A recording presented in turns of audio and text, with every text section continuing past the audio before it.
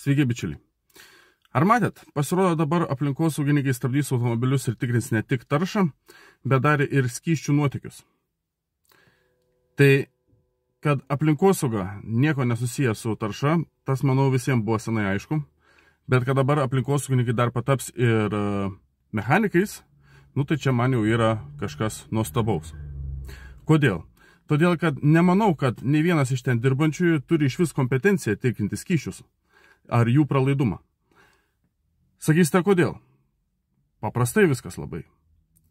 Dabar atsidaro kapotą, ne? Pasižiūri ir, tarkim, yra kažkur nubėgęs tepalas, ne?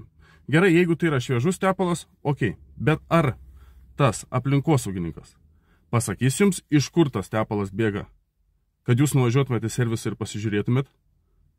Nepasakys, nes jis pats to nesupranta. Ar tas aplinkosaugininkas pasakys, kad tai yra nešviežus tepalas? O pavyzdžiui, senas tepalas, nes kažkada buvo bėda, žmogus tą bėdą išsprendė ir ten niekas daugiau nebėga, tiesiog yra neplautas variklis. Nes variklį taip plaut kas antrą dieną, tai čia niekas jums nerekomenduotų. Tai dabar bus tokie du atvejai, bičiuliai, du tikrinimai.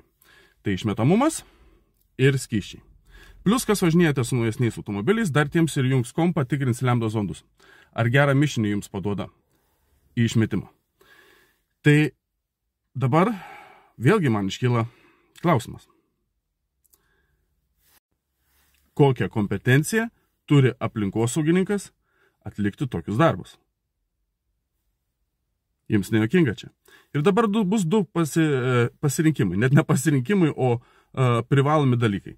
Jeigu jūsų automobilis nepraeina CO2 išmetimo, tai turit 48 valandas ir jūsų techninė apžiūra nustoja galioti. Jeigu būna automobilis apsiservalavęs kažkur, tai antifrizas kažkur bėga, ar tai tepalai bėga, technikinė bus plėšoma iškart prie vietos, keliat savo automobilį, įsikvietėt raliuką ant jo ir vežatės tiesiai į servisą. Susitvarkot ir einat iš naujo techninę apžiūrą. Kaip jums taip?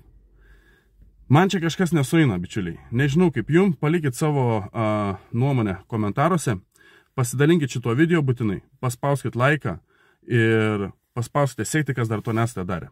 Tik taip šitas video bus pasiektas daugiau žmonių ir daugiau žmonių pamatys, kokios čia yra valdžios sugalvotos nesąmonės. Aš tiesiog esu apakęs. Gražaus likusio sekmadienio ir iki greito, bičiuliai.